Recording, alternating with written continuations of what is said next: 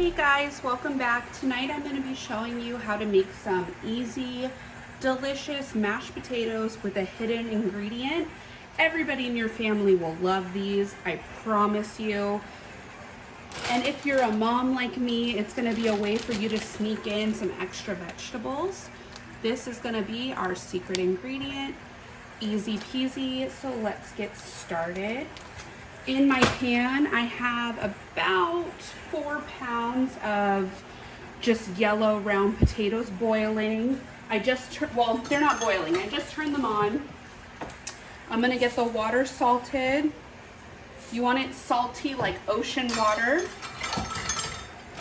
While that's getting started, I'm gonna take my just like frozen cauliflower. For us, we're a family of 5. So I usually use one small bag. It costs $1 at Walmart. So you just want to put that in a pan and cover it with some cold water. And I'm going to get that started on my back burner on high heat. My back burner takes forever. And then I also like to add some roasted garlic to it. Usually when I have my oven on, cooking something, I'll throw a head of garlic in there and I just keep it in my fridge to have roasted garlic available. I do not have any right now, so I'm just gonna take some of this pre-packaged garlic. You can get it at the grocery store. You can get organic or regular. This is organic. And I'm just gonna get a small skillet. This is like a 6-inch skillet, it's really small. Turn my burner on low, and I like to use avocado oil. I get this at Costco in the big jug, but they also have it at pretty much any grocery store retailer you go to.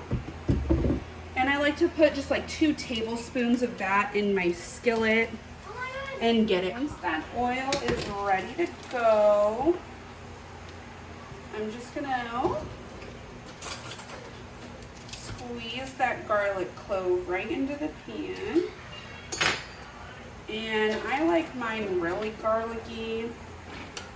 And you want to make sure the pan's not too hot because the garlic will burn before you get a chance to attend to it. But you want it to be a nice little sizzle when you drop it in.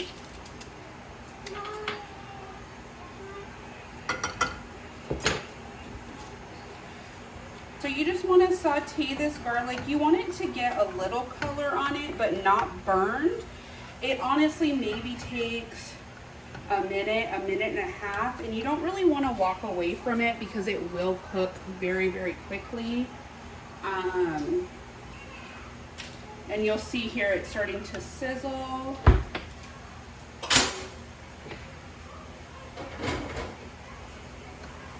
And just move it around so it doesn't stick to the bottom of your pan.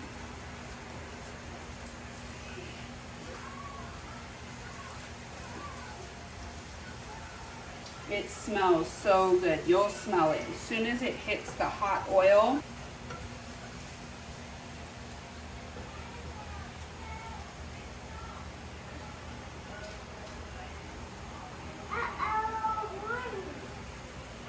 And like I said, just like 45 seconds to like a minute and a half. I'll show you when it's done so you know what you're looking for. Really right there, when just some of the pieces start to look golden brown, this is what you're looking for, just that little golden brown color. And then we're just gonna set it to the side, and it will continue to cook just a little bit in the pan. No more heat on it, but just the residual oil in the pan. So when your cauliflower comes to a rapid boil like this, it's good to go. So we can just go ahead and shut that off. I'm gonna move it over, and I'm gonna go ahead and strain the water. And then I'm gonna put this pan back because I am gonna need that in a couple of minutes, and I'll show you what I'm gonna do. So my roasted garlic, I moved into my food processor, and I put about a half a stick of butter in there as well. I'm just gonna go ahead and drop in that cauliflower. And then to that, I'm gonna add a little bit of salt. It already has fresh garlic in it and butter. So the only other thing that I'm gonna add to it, as far as seasoning goes, is a little bit of ground pepper. And then I'm gonna go ahead and start pulsing this, and as it's pulsing, I'm gonna see the consistency of it, and I'm gonna add milk as needed. So I like to stop after about 20 seconds and kind of just like wipe the edges. And then I am gonna add just a splash of whole milk. This is gonna be the base of our mashed potatoes. So it's better to add the milk to this so that way the milk gets warm with the cauliflower. So when we add it to the mashed potatoes, it's kind of already tempered almost, so it doesn't bring down the temperature of the whole dish itself. I'm probably gonna add 1/4 of a cup, maybe.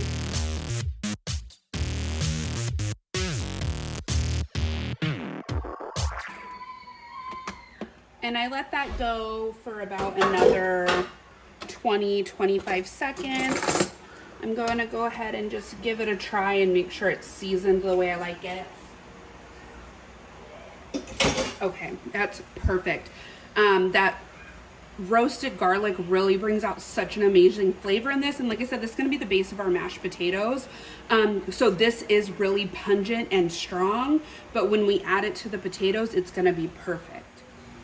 So the potatoes have been boiling for about 30-ish minutes.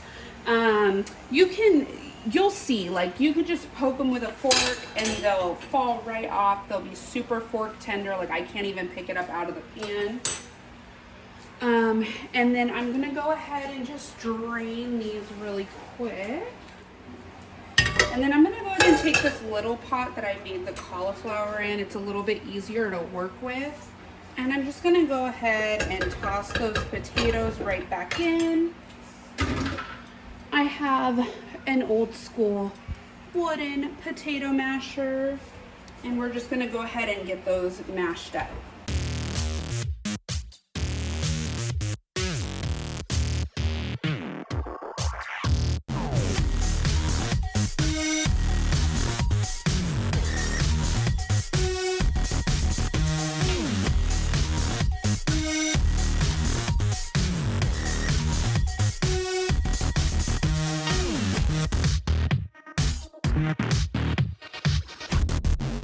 When they get to about this stage, I'm still gonna keep mashing them, but they're becoming a little bit more difficult to mash because there's no milk or anything in the pan. I'm gonna go ahead and take our cauliflower mixture and just dump that right in.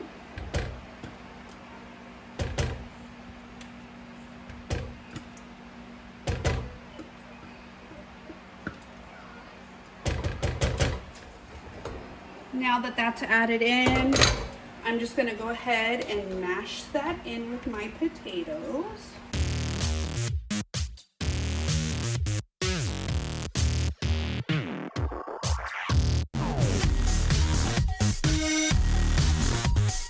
Okay, and then from this point, what you're gonna wanna do is look at it. Mine is not nearly as smooth or as creamy as I like them. So what I'm gonna do is I'm gonna add a little bit more butter. I have some softened butter. That was probably like 2 tablespoons or so. And then a little bit more milk. Probably another 1/4 cup or so. Milk, it's always easier to add just a little bit at a time, and add more if you need it, because once you kind of add too much milk, it's hard to come back from runny mashed potatoes. I'm also going to use some more pepper in here and just a splash more salt. And then these are really versatile too. Depending on what we're eating it with, I'll add cheese sometimes to them. We're gonna have steak and corn on the cob tonight, so I'm not really gonna add cheese. Sour cream is a good addition too. They would also be good if you wanted to add like cream cheese to them. It would also be really good. I've done that before. But you know, sometimes simple is just better. Good old butter and milk. And I am telling you now, I have the pickiest eaters and nobody knows that these are in here. Nobody knows. That's how good it is. My dad doesn't know. My dad lives with us and he has no clue. Okay, so again, I'm gonna get another spoon that I haven't used and I'm gonna try it.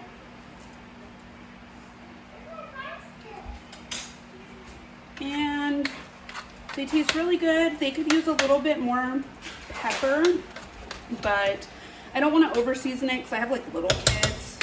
And so me and my dad and my husband will just add more pepper. But ultimately, this is what you're looking for. You want them nice and thick, but super soft and fluffy. And there you have it, a nice homemade mashed potato with a hidden ingredient that everyone will love and nobody will know that you're hiding an extra portion of vegetables. I promise you. These are the easiest mashed potatoes and people will ask you for the recipe. I promise you. Thanks for tuning in, guys.